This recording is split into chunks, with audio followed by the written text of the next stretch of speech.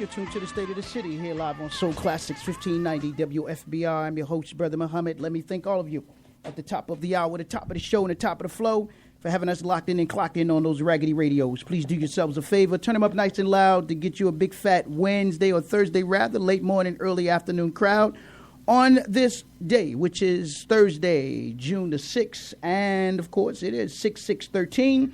And let me thank all of you at the top of the hour for having us locked in on those raggedy radios. Got a special guest joining me on the line. So before we get into our dedication, wanted to bring him in, as we always have him on the first Thursday of each month, to be able to give us the information and the right implementation regarding what's going on in the state of Maryland. So let me go right to the line and take this opportunity to introduce to some and reintroduce to others the State Comptroller, the Honorable Peter Francho. Good afternoon and welcome to the State of the City. How are you, sir? Brother Muhammad, I am fabulous. I hope you are, too. I hope all your listeners are. I'm doing fantastic. Hey, here's a little thing for somebody out there in the audience. My daughter's getting married a week from Saturday. Congratulations. So I am interested in any dads out there that have walked their daughters down the aisle. Yes, sir. You know, I'm not quite sure whether I'm going to be able to do it. And, you know, have a bunch of tears coming down, but yes, sir. It's pretty emotional, and so anybody out there listening to the show that can call in and give me some tips, that would be great. All right. Well, congratulations. What's her first name so we can make sure that her name is Abby Francho, and she's marrying a wonderful young man, and you know, she's 31, not to show my longevity, etc., but how, like any dad, yes, Brother Muhammad, it's an incredible, moving experience to, I think, since I haven't done it, but this is the only time I'm going to do it, I hope, walk my daughter down the aisle. I mean, yes, sir. How cool is that? I'm going to have my dad, who's 91, there, and my mother, who's 90. Both of them are still with us, so how cool is that? Oh, that's beautiful. That's very cool. Well, let's go ahead before we go a little deep into the conversation and talk about and again, I can't start off without first thanking your fine staff, Ms. Karan Butler, for helping to make this program possible. But let's give out your contact information before we go further into the show. Yeah, anyone who wants to get hold of me, call 410-260-7801 or go on the internet to marylandtaxes.com. But if they call that number down in Annapolis, if you have a complaint about the comptroller's office, ask for the ombudsman. We have this full-time person that does nothing but respond to citizens who have a criticism or need some help with anything to do with their taxes or unclaimed property or any of those issues that we have jurisdiction over. We pride ourselves on customer service. We want people to call us, so that's 410-260-7801. Tell whoever answers the phone that you want to speak to the ombudsman or you want to speak to me. I'm happy to, if I'm in the office, pick up the phone also. Yes, sir. All right. Well, let's go ahead and get right into it. Today in Annapolis, there's a hearing, I believe, that's taking place regarding the issue of the prison scandal. First and foremost, thoughts and comments on the importance, I think, of having transparency around this issue and just being able to say to our state employees, some of the hardest working employees in the country, that just as President Obama tweeted that he has the back of those that are stepping up and doing the right thing, we want to have the back of our state employees that are doing the right thing inside of the system. Exactly, and the problem is this is a national scandal that really stings the reputation of Maryland. I agree with you, the vast majority of state employees, even in the corrections department, which is the subject of this hearing, are upstanding, wonderful people who go about their jobs with integrity. The problem here is that everybody gets painted with this brush of scandal when you have the kind of news reports that you've read about. Yes. And so the actions of the minority, of the small number of corrupt corrections employees, stains the reputation of everybody who's doing the right thing. I agree with you. We have some great people working in my agency, for example, 1,200 people, but if there's a big scandal like there is at the IRS, for example, at the national level, it's unfair because it paints everybody with the same brush. Yes, absolutely. Yes, sir.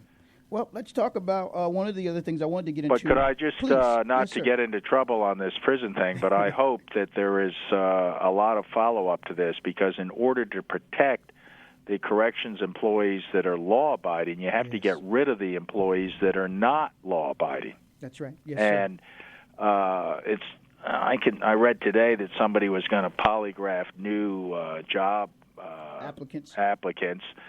Well, what about making sure that everybody is convinced that the folks that are not law-abiding have been are no longer working for corrections? That's right. And I don't know. It's a very, very complicated issue, and the people of Baltimore deserve a lot better, that's for sure. That's right. And those in the state of Maryland and those throughout the country that are watching and seeing the great state of Maryland in terms of this prison scandal, as you said, it is a nationwide problem.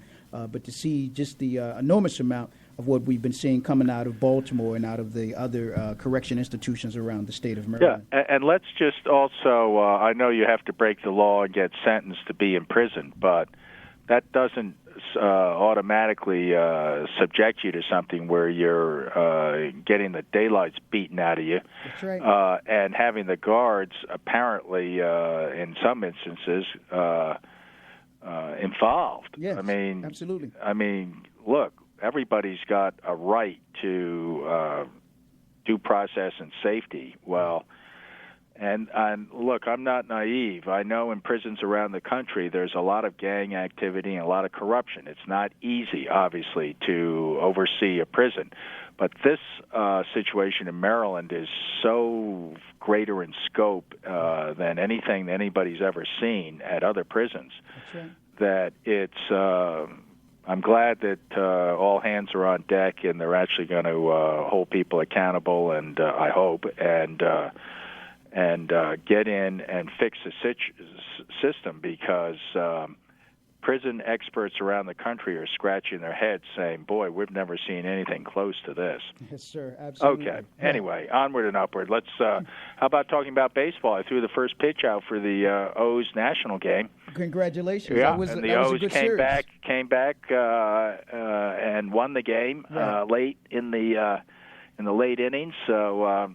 Hey, I'm going to have to go do it more often. I'm going to bring them good luck. You have to. I think they won 3 out of 4 games in that series, correct? Yeah, yes, against the regional rivals, the Nats. The Nats were supposed to win the World Series this year, but they've got so much pressure on them, I think, from all the hype, and they've had some injuries. But the Orioles are probably the most entertaining team in baseball right now. Yeah, I would agree. Well, let's talk about the importance of that, looking at in terms of the O's, but also just this last month was, of course, the Preakness, which is considered Christmas in April for the racing industry. Thoughts and comments on the Preakness? Well, these are enormous events. They're on. Talk about being on the national stage for something good. The Preakness is watched by people all around the country, and Baltimore and the state of Maryland obviously look good. I'm proud of them for having pulled this off in a way that's commendable.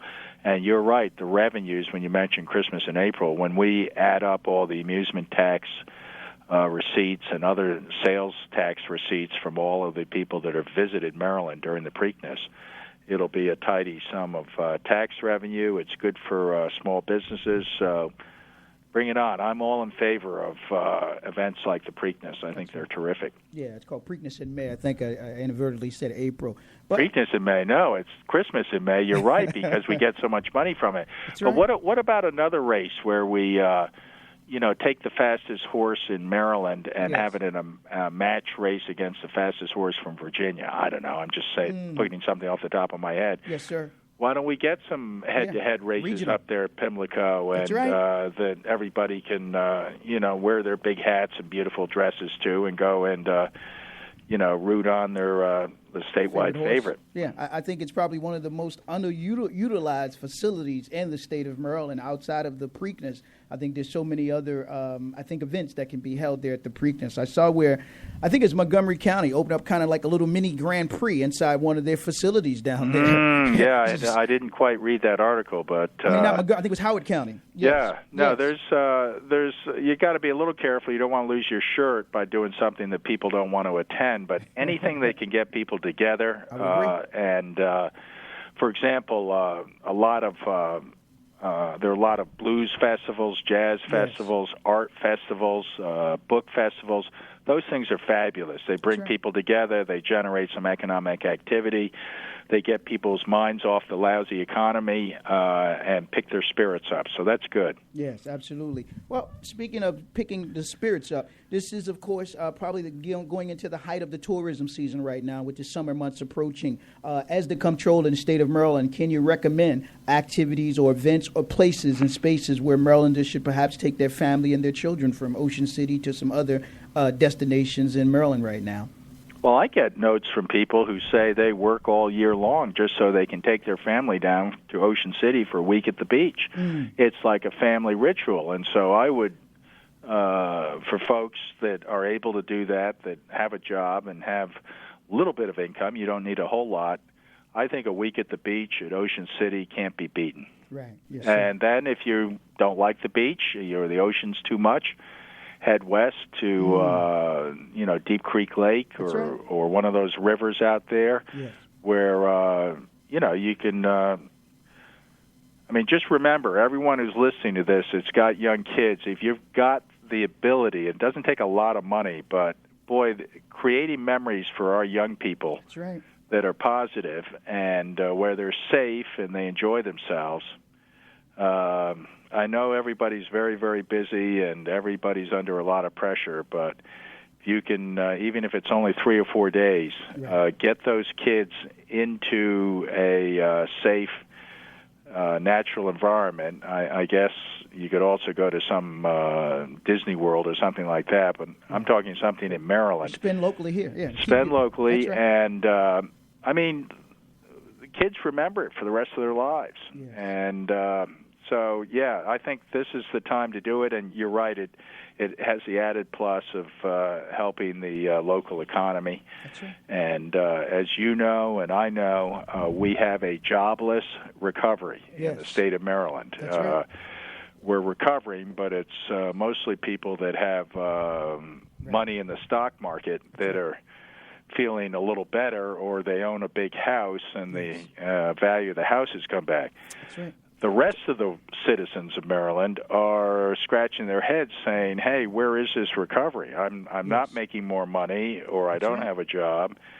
I don't have a lot of money in the stock market. So where is the recovery? That's right. Yeah, that's the question we have to ask. There was a recent report that came out talking about, I think, Maryland a few years ago was, I think they had up to 500, I think, Fortune 500 companies operating in the state of Maryland, but now I think we're down to 1. Thoughts and comments on that?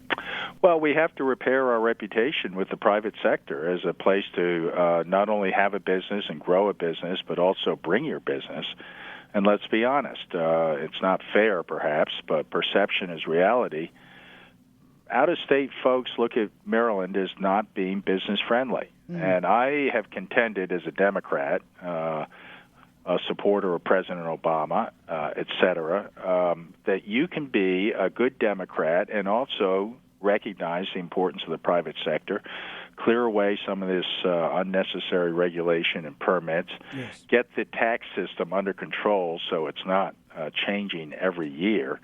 That's right. And just roll out the red carpet a little bit and say, you know what, we really like people to come to the state and open up their businesses. Why? Because you create employment for our friends and neighbors. Yeah.